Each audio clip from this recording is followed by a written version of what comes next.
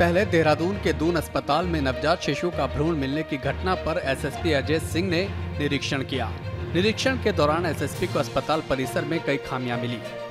अस्पताल परिसर में सीसीटीवी कैमरों की संख्या काफी कम थी। सीसीटीवी कैमरों के ऑब्जर्वेशन रूम में भी कई खामियां मिली। रूम में कोई मॉनिटरिंग स्टाफ मौजूद नहीं था। एसएसपी ने निर्देश दिए कि अस्पताल के हर हिस्से में सीसीटीवी कैमरे लगवाएं, साथ ही 24 घंटे निगरानी सुनिश्चित की जाए। सीसीटीवी के ऑब्जर्वेशन रूम को इमरजेंसी के सामने स्थित पुलिस चौकी में स्थानांतरित करने के लिए कहा। एसएसपी ने पिछले 3 दिन में हुई डिलीवरी से जुड़े रिकॉर्ड भी जांचे।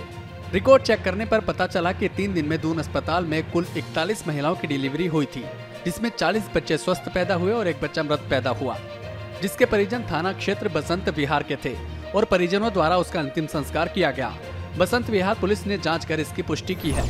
निकाय चुनाव से पहले ओबीसी आरक्षण को लेकर प्रवर समिति को अपनी रिपोर्ट विधानसभा अध्यक्ष को सौंपनी है, जिसकी दूसरी बैठक मंगलवार को हुई। विधानसभा में संसदीय कार्य और शहरी विकास मंत्री प्रेमचंद अग्रवाल की अध्यक्षता में बैठक हुई, जिसमें विधेयक के प्रावधानों और ओबीसी आरक्षण पर समिति के सदस्यों ने चर्चा कर अपने अपने सुझाव दिए। शहरी विकास मंत्री प्रेमचंद अग्रवाल ने कहा कि सभी सदस्यों ने अपने अपने सुझाव दिए हैं। 4 अक्टूबर को अगली बैठक की तिथि तय की गई है, जिसमें दोनों बैठकों में तय किए गए बिंदुओं पर चर्चा होगी।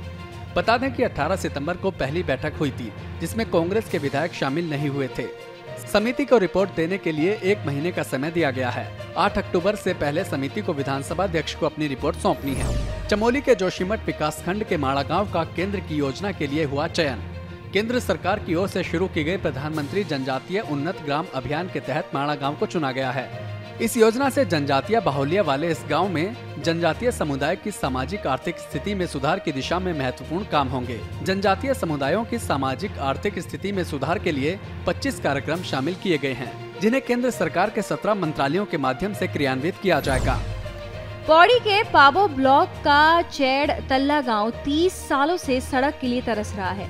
गाँव के लोगों का कहना है कि उन्होंने बार बार जनप्रतिनिधियों और विभागीय अफसरों से सड़क के लिए मांग की, लेकिन ना तो नेताओं ने कुछ किया, ना ही प्रशासन ने। चैड़ तल्ला गांव के लोगों ने अब ऐलान किया है कि जिस तरह उन्होंने लोकसभा चुनाव के दौरान वोटिंग का बहिष्कार किया था, वैसे ही अब आने वाले निकाय और पंचायत चुनावों में भी वोट नहीं डालेंगे।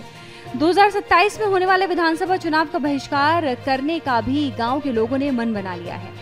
सड़क न होने की वजह से चैड़ तल्ला गांव के लोगों को पाबो तक की 5 किलोमीटर की दूरी पैदल ही तय करनी पड़ रही है। जैसे बुजुर्ग हैं, इनको बड़ा आने में बड़ी दिक्कत है, और हमारा एक गांव जो है जो 200 मीटर नीचे है, इसमें हमें जब कोई बीमार होता है तो बड़ी दिक्कत होती है लाने में।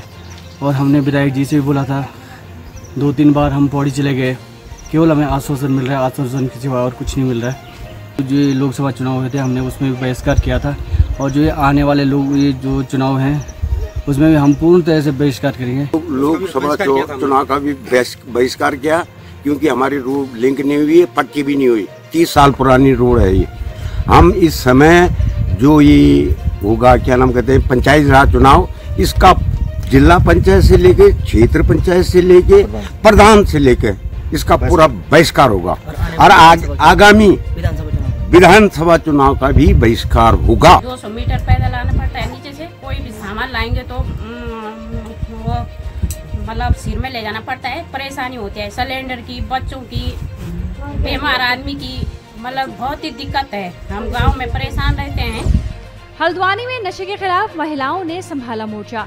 महिलाओं का दल नशेड़ियों को सिखा रहा सबक। तस्वीरें काठ गोदाम के पास की हैं, जहां जंगल से निकलने वाले बरसाती नाले में महिलाओं के एक दल ने टेंट लगा दिया। महिलाएं धरना प्रदर्शन करते हुए लाठी और दराती के साथ जंगल में कॉम्बिंग भी कर रही हैं। पिछले 3 दिन से महिलाओं ने इसी तरह यहां डेरा डाला हुआ है। दरअसल इस इलाके में शाम होते ही नशेड़ी इकट्ठा हो जाते हैं। यहां से गुजरने वाली महिलाओं और बेटियों पर अश्लील कमेंट करते हैं, जिसके बाद महिलाओं ने एकजुट होकर ये कदम उठाया। महिलाओं के हौसले की वजह से अब नशेड़ी इस ओर फटकने से घबरा रहे हैं। पुलिस ने भी अपनी टीम की तैनाती यहाँ कर दी है। नशेड़ियों ने यहाँ आए दिन लोगों को मारना, पीटना, लूट पाट, हर घर में चोरी करना, हर मोहल्ले में एक चोरी होना, और पुलिस प्रशासन एक बार पकड़ के ले जाते हैं, फिर उनको छोड़ देते हैं। हम तो इतना परेशान हो गए, हम अपने छोटे छोटे बच्चों को भी कैसे संभालें। इन लोगों के जंगल से ये तो कभी किडनैप भी करके ले जाएंगे, यही डर लोगों के अंदर पैदा हो रखा है। नशे का जो आतंक बढ़ा हुआ है बहुत ज़्यादा बढ़ा हुआ है और हम लोगों को रात में जाने में आने में बहुत ज़्यादा डर रहती है। यहाँ पे अपनी जान का खतरा है हम लोगों को। यहाँ पे हम जब घर से निकलते हैं तो हमारे पीछे कमेंट करते हैं लोग कि हमारे ड्रेस को लेके, हमें देख के हम एक हाइपर प्रोफेशनल तरीके से काम करते हैं, बाहर ड्यूटी करते हैं। हल्द्वानी शहर में नहीं थम रही आपराधिक घटनाएं। अब रामपुर रोड स्थित एक पेट्रोल पंप पर 2 गुटों के बीच डंडे और तलवार लहराने का मामला सामने आया है। पूरी घटना पेट्रोल पंप पर लगे सीसीटीवी कैमरे में कैद हुई है। वीडियो में दिख रहा है कि बाइक और स्कूटी से कुछ युवक पेट्रोल पंप पर पहुंचते हैं। इसके बाद दोनों गुटों के युवकों के बीच विवाद हो जाता है। हाथ में डंडे और तलवार लिए युवक एक दूसरे पर हमला करते हैं। तब कुछ युवक पेट्रोल पंप के अंदर छिपकर अपनी जान बचाते हैं। इसके बाद सभी फरार हो जाते हैं। पुलिस के मुताबिक अभी तक किसी की तरफ से कोई तहरीर नहीं मिली है, लेकिन मामले की जांच की जा रही है। हल्द्वानी में बनभूलपुरा के पास सिंधी चौराहा स्थित होलिका ग्राउंड में भक्त प्रहलाद की मूर्ति खंडित हुई तो हुआ भारी बवाल। घटना सोमवार देर रात की है। शहर के बीच बाजार में स्थित होलिका ग्राउंड में भक्त प्रहलाद की मूर्ति खंडित होने की खबर फैली तो हिंदू संगठन और स्थानीय लोगों का गुस्सा भड़क गया। हिंदू संगठन के कार्यकर्ताओं ने होलिका ग्राउंड से बनभूलपुरा रोड की ओर विरोध जुलूस निकाला। अगले दिन यानी मंगलवार की सुबह होलिका ग्राउंड पहुंचकर हनुमान चालीसा का सामूहिक पाठ भी किया। जिसके बाद पुलिस ने जांच की रफ्तार बढ़ाई, सीसीटीवी फुटेज खंगाले और एक आरोपी को गिरफ्तार कर लिया गया। आरोपी का नाम सोनू बताया जा रहा है, जिसने पुलिस से कहा है कि होलिका ग्राउंड में लगे गणेश महोत्सव के टेंट का सामान निकालते वक्त मूर्ति को धक्का लगा और वो खंडित हुई। सोनू सच बोल रहा है या फिर पुलिस को बहका रहा है, इस एंगल से अब जांच हो रही है। सूचना आई थी हमारे पास कि भक्त प्रहलाद की जो मूर्ति है वो खंडित हो गई है, तो इसमें त्वरित कार्रवाई करते हुए पुलिस ने इसमें जो अभियुक्त है जिसके द्वारा ये कृत्य किया गया उसको गिरफ्तार कर लिया। ये हमारी कस्टडी में है और इससे पूछताछ चल रही अभी और इसमें डिटेल्स चेक किए जा रहे हैं। इसके अलावा इस पूरे एरिया को क्योंकि जनता में आक्रोश था इस बात को लेकर और सर्विलांस उतना सीसीटीवी का वहाँ पे प्रेजेंस नहीं था, तो 3 सीसीटीवी से उस पूरे मंदिर प्रांगण को कवर किया जा रहा है, जिसका मॉनिटरिंग हम अपने सिटी कंट्रोल रूम में ले रहे हैं, उसका एक्सेस। इसके साथ साथ उस पूरे एरिया को नो वेंडिंग जोन डिक्लेयर किया गया है। नगर निगम के थ्रू ये आश्वासन दिया गया कि उस पूरे एरिया को नो वेंडिंग जोन डिक्लेयर किया जाएगा। जैसा कि बताया जा रहा है कि 17 तारीख को जब ये पंडाल अपना गणेश महोत्सव का पंडाल अपना रिमूव कर रहे थे, उस समय इसमें से एक बांस जो है वो पिलर पे जो लगा हुआ था, प्रेस प्लेटफॉर्म था जिस पे ये मूर्ति लगी हुई थी, तो वहाँ पे उसके बेस पे थोड़ा हिट हुआ था जिसकी वजह से वो चटक गया था। तो उसने वो मूर्ति को उठा के नीचे रख दिया था। उसके बाद उसने सूचना अधिक लोगों को नहीं बताई, जिस वजह से इस बारे में पता नहीं चला। प्रशासन ने होलिका ग्राउंड पर भक्त प्रहलाद की मूर्ति फिर से लगवाने की बात कही है। हिंदू संगठनों की होलिका ग्राउंड के आसपास से रेहड़ी और पटरी वालों को स्थायी रूप से हटाने की मांग भी मान ली है। देहरादून जिलाधिकारी का पद संभालने के बाद से ही सविन बंसल लगातार एक्टिव मोड में नजर आ रहे हैं।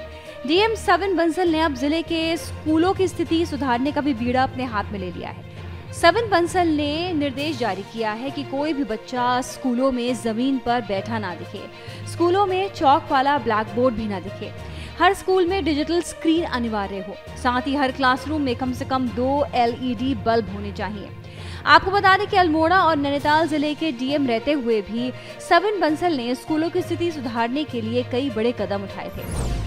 हमारा रोड मैप 2 महीने का है, जिसमें स्कूल्स को आधुनिक बनाने की जो लक्ष्य हैं वो शिक्षा विभाग को दिए गए हैं। वो चाहे वाइट बोर्ड्स हों, समुचित प्रकाश व्यवस्था हो क्लास में, उनका एम्बियंस कलरफुल करना हो, बच्चों के लिए फर्नीचर हो, प्लेग्राउंड एक्टिविटी हो, एटलीस्ट 1 आउटडोर एक्टिविटी हो, या टॉयलेट्स हों, उनकी किचन हो, डिजिटल स्क्रीन्स हों।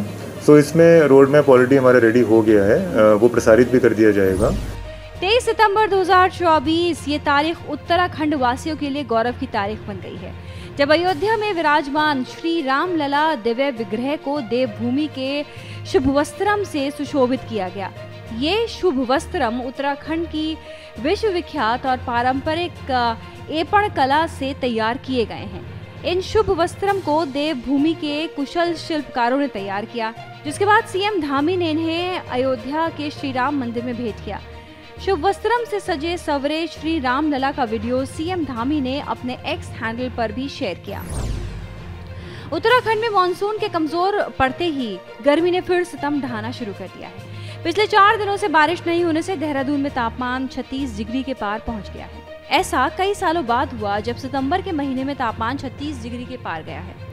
प्रदेश के लोगों को सितंबर में मई जून जैसी गर्मी का एहसास हो रहा है। गर्मी और उमस से बेहाल लोग एक बार फिर ठंडी जगहों की ओर रुख कर रहे हैं।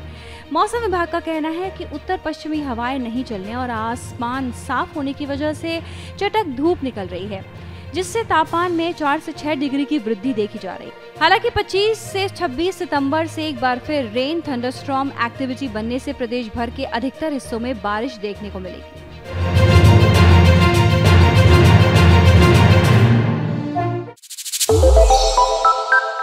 श्रेष्ठ उत्तराखंड पर खबरों से जुड़े रहने के लिए चैनल को सब्सक्राइब और लाइक करें, बेल आइकन दबाएं और देखते रहें श्रेष्ठ उत्तराखंड।